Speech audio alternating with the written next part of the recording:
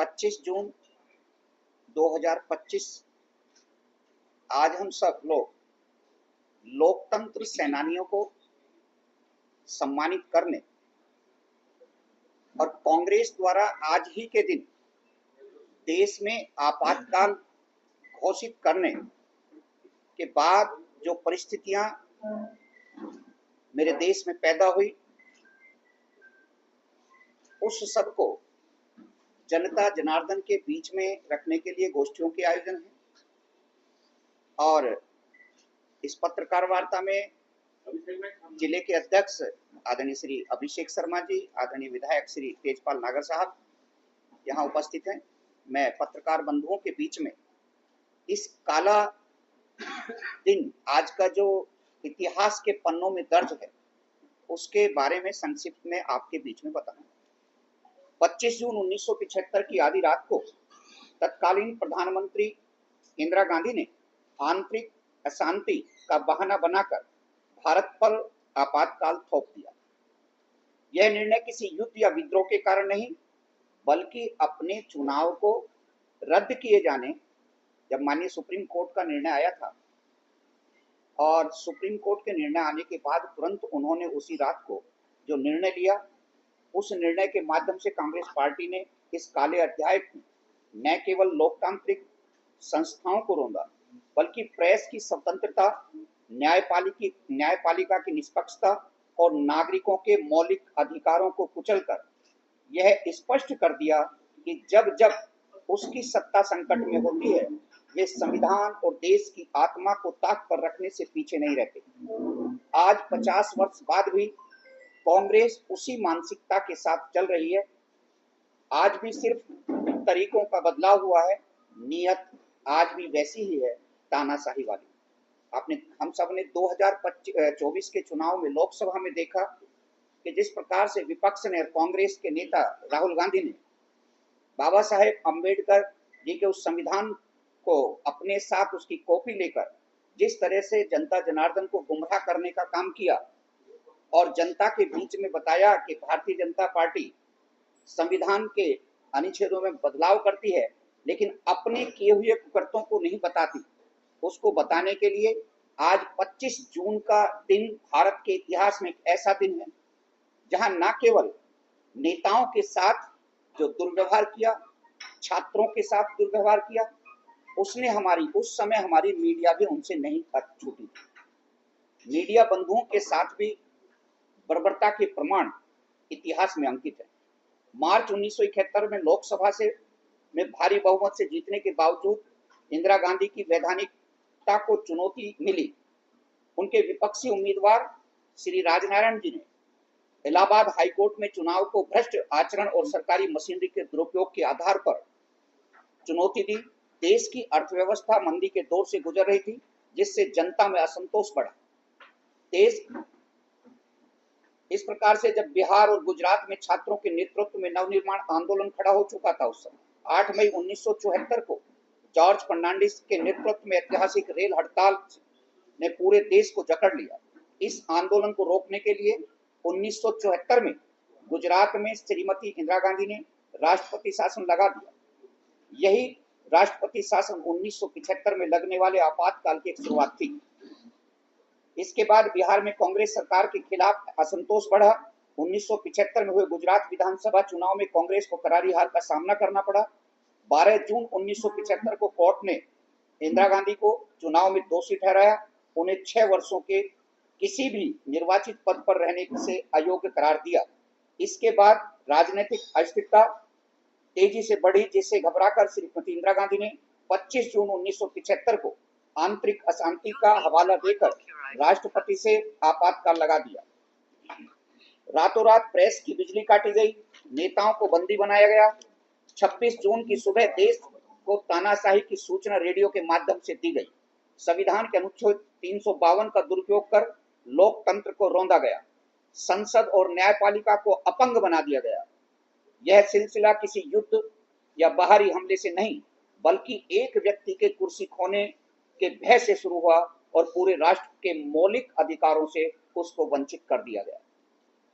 1975 में आपातकाल की घोषणा कोई राष्ट्रीय संकट का नतीजा नहीं था, बल्कि यह एक डरी हुई प्रधानमंत्री की सत्ता बचाने की रणनीति थी, जिसे न्यायपालिका से मिली चुनौती से बौखलाकर उन्होंने 25 जून 1975 को आपातकाल घोषित किया। इंदिरा गांधी ने आंतरिक अशांति की आड़ में लेकर अनुच्छेद 352 का दुरुपयोग किया और अपनी कुर्सी बचाने की जिद की। संविधान की आत्मा को कुचलते हुए उन्होंने लोकतंत्र को एक झटके में तानाशाही में बदल दिया और चुनाव में दोषी ठहराए जाने के बाद नैतिकता से इस्तीफा देने के बजाय पूरी व्यवस्था को ही कठपुतली बनाकर उसे एक प्रकार का षड्यंत्र रचा। कांग्रेस ने कार्यपालिका, विधायिका और न्यायपालिका सहित लोकतंत्र के तीनों स्तंभों को बंधक बनाकर सत्ता के आगे घुटने टेकने पर मजबूर कर दिया।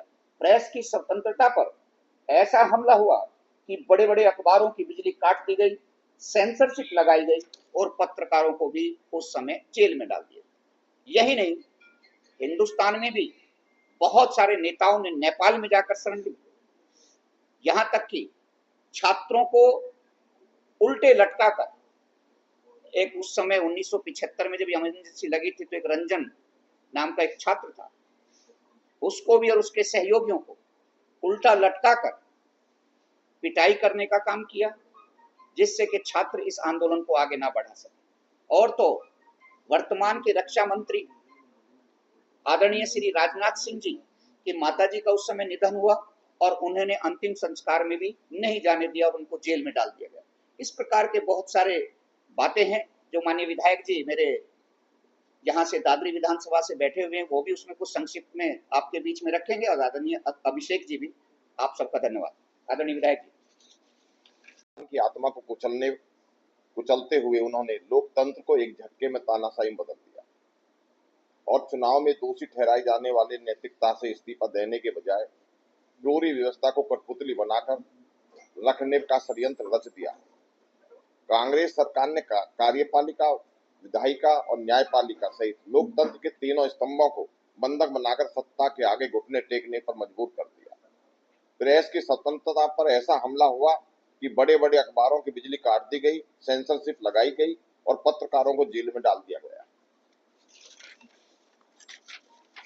आज भी कांग्रेस शासित राज्यों में कानून व्यवस्था का हाल यही है कि वहां विरोध का दमन, प्राकृतिक तुष्टीकरण और सत्ता का अहंकार खुलेआम दिखता है। यह सब आपातकालीन सोच का ही उपज है। Indira is India, India is Indira जैसे नारों से कांग्रेस की उस मानसिकता को दर्शाते थे जिसके तहत इंदिरा गांधी ने देश की व्यक्ति पूजा और परिवारवाद की प्रयोगशाला बना दिया था। आपातकाल के दौरान एक परिवार को संविधान से ऊपर रखने वाली कांग्रेस आज भी राहुल प्रियंका के इर्द गिर्द सिमटी हुई है। सत्ता की चाबी आज भी सिर्फ खानदानी जेब में रखी जाती है। विपक्षी गठबंधन की बैठकें आज भी कांग्रेस अध्यक्ष के घर होती हैं। यह बताने के लिए काफी है कि तंत्र आज भी परिवार के चरणों में समर्पित है। लोकतंत्र पर हुए आघात की एक बड़ी चोट संजय गांधी की नीतियों पर निर्णय लेना ही भी था। एक निर्वाचित और किसी संवैधानिक पद पर न रहा व्यक्ति देश की नीतियों पर निर्णय लेने लगा, जो आपातकाल में कांग्रेस की अघोषित सत्ता का असली केंद्र बन चुका था।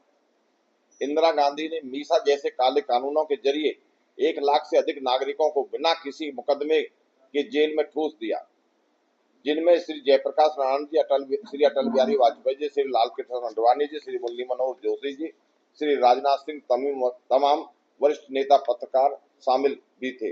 लेकिन कांग्रेस शासन ने छात्रों तक को जेल में सड़ने के लिए मजबूर कर दिया। आपातकाल के इस काले दौर में कांग्रेस न्यायपालिका पर कभी न भरने वाला घाव किए। इंदिरा गांधी ने जस्टिस HR खन्ना जैसे ईमानदार जज को सीनियर होने के बावजूद भी मुख्य न्यायाधीश नहीं बनाया, क्योंकि उन्होंने सरकार के खिलाफ फैसला सुनाया था। इंदिरा गांधी ने अपनी सत्ता को महफूज रखने के लिए संविधान में 39वां और 42वां जैसा क्रूर और अलोकतांत्रिक संशोधन किया, जिसके तहत प्रधानमंत्री और अन्य शीर्ष पदों को न्यायिक समीक्षा से परे कर दिया गया, ताकि इंदिरा गांधी की अदालत में घसीटा न जा सके।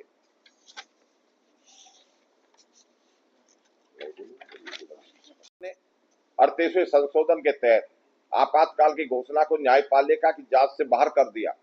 इस मनमाने संशोधन के तहत इंदिरा गांधी ने सीधे सीधे तानाशाही का रास्ता खोल दिया।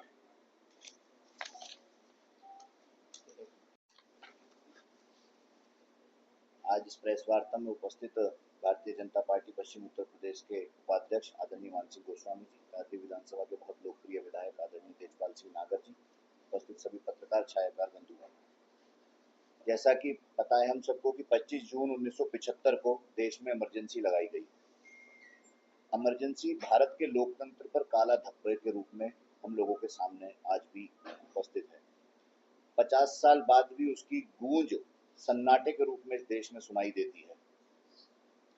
पूरी दुनिया में जब लोकतंत्र का बोलबाला था तब हमारे देश में इमरजेंसी लगाई गई, उसमें प्रेस की स्वतंत्रता छीन ली गई, रेडियो, अखबार, पत्रिकाएं सब पर बैन लगा दिया गया। जनता क्या जानेगी, क्या बोलेगी, क्या पढ़ेगी, इस सब पर पहरा बिठाने का काम इंदिरा गांधी ने किया, कांग्रेस की सरकार ने किया। आम जनता की आज़ादी खत्म कर दी गई। हजारों निर्दोषों को बिना मुकदमे चलाए जेल में डाल दिया गया। बोलने की, लिखने की, इकट्ठा होने की सभी तरह की आज़ादियों पर बैन लगा दिया गया। यह आपातकाल को युद्धकालीन स्थिति में नहीं लगाया गया, बल्कि सिर्फ इसलिए लगाया गया कि देश की प्रधानमंत्री इंदिरा गांधी की कुर्सी को बचाया जा सके। इलाहाबाद हाईकोर्ट ने जब इंदिरा गांधी को चुनाव में दोषी पाया तब उन्होंने जनता के फैसले के बजाय तानाशाही का रास्ता चुना। क्या यही लोकतंत्र है? क्या एक व्यक्ति देश से बड़ा हो सकता है? कांग्रेस सरकार द्वारा देश की सुरक्षा नहीं बल्कि इंदिरा गांधी की सत्ता को बचाना था। इस देश के लोकतंत्र के लड़ने के लिए लाखों लोगों ने अपने जीवन, करियर और परिवारों का बलिदान दिया है। देश ने यह लड़ाई इसलिए जीती क्योंकि लोग तानाशाही को बर्दाश्त नहीं करते हैं। जबरन मजदूरों को, मजबूर मजदूर जो इस देश में थे उनकी जबरन नसबंदी कराई गई। गरीबों की झुग्गियां बिना सूचना के तोड़ दी गई। लाखों लोग बेघर हो गए। हर गली, हर नुक्कड़ पर पुलिस की नजर थी। अगर किसी ने विरोध किया तो उसकी जगह जेल में तय कर दी गई थी।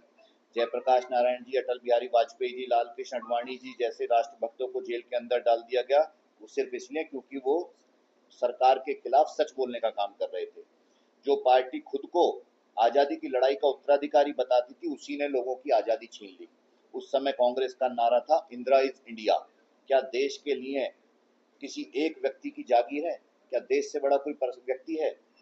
लेकिन 1977 में जब चुनाव हुए तो जनता ने दिखा दिया कि भारत कभी भी तानाशाही को स्वीकार नहीं करता है।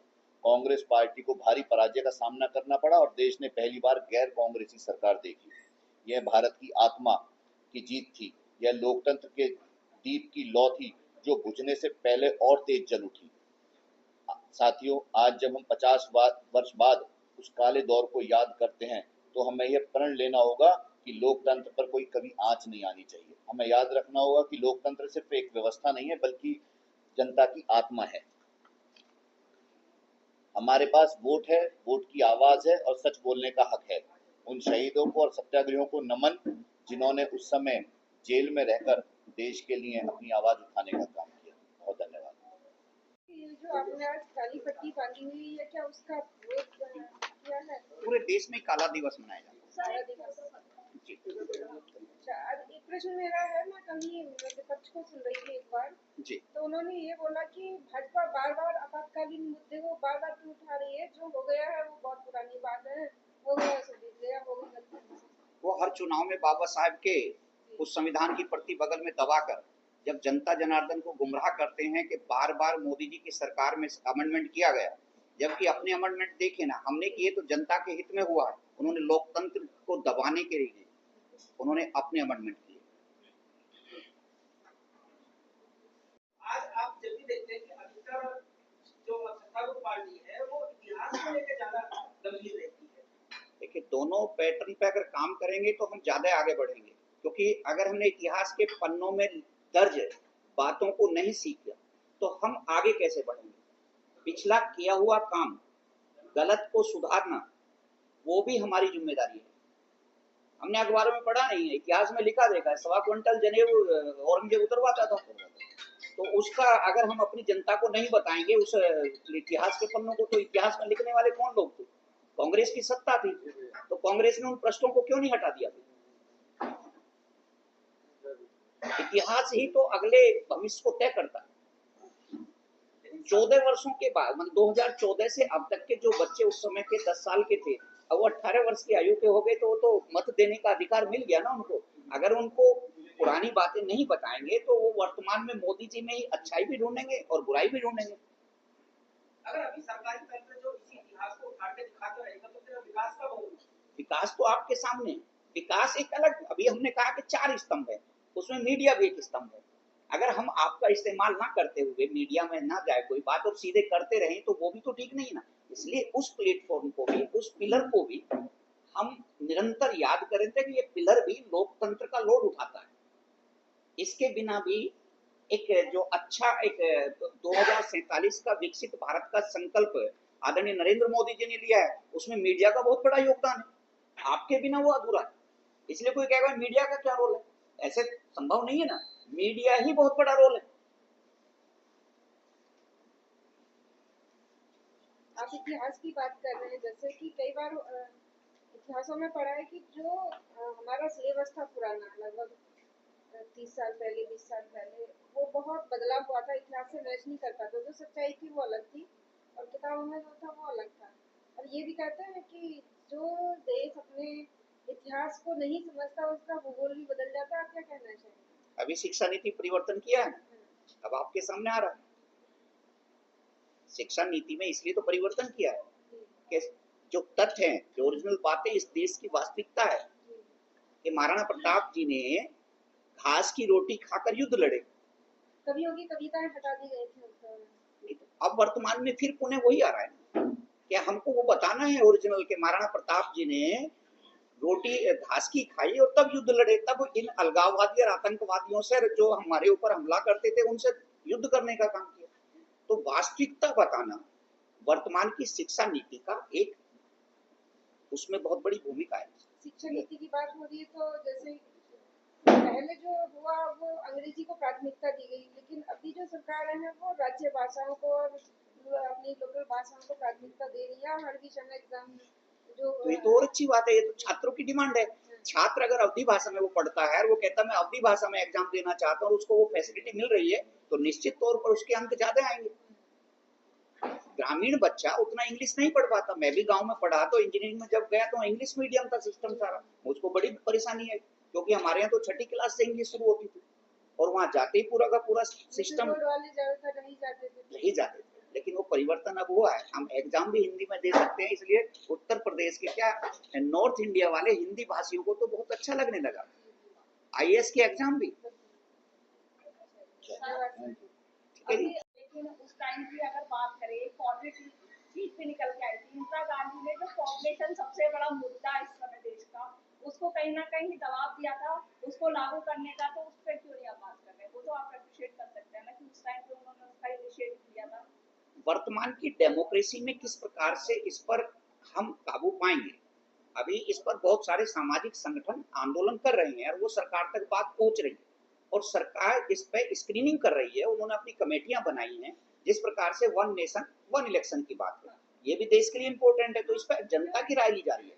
तो ऐसा ही पॉपुलेशन पर भी जनता की राय आ रही है और सरकार जल्दी निर्णय लेगी। देखिए, पार्टियां तो कभी ना कभी इधर उधर होती रहती है। जैसा आपने कहा उस टाइम पे कांग्रेस ने दबाव बनाया, मीडिया का मुंह बंद कर दिया। इस समय कांग्रेस बोलती है कि बीजेपी ने मीडिया खरीद रखा है, तो इसको कहाँ आप जोड़ते हैं, कहाँ देखते हैं? क्या मीडिया कोई माध्यम नहीं रहा कि आप आरोप, कभी कोई कहता है कि इसको खरीद लिया, इसको बेच दिया, तो इसका क्या बोल सकते? अगर लिखने वाले को ये कह दिया जाए कि तुम्हारे पेन में इंक नहीं है, तो फिर ये दिखाना पड़ेगा लिखने वाले को, राइटर को, अपने मीडिया को कि नहीं, उस समय तुमने जो किया था वो गलत था, आज हमारे पेन में इंक है, हम जो चाहे डेमोक्रेसी में लिख सकते हैं, अच्छे को अच्छा, बुरे को बुरा। और इसका बेहतर जवाब तो आपसे ज्यादा कौन दे पाएगा? स्वयं लिखना, दुश्मन लिखना है तो कितना खरीदा गया बेचा गया तो आपसे ज्यादा बेहतर कौन जानता है? बोलते हैं आप ऐसा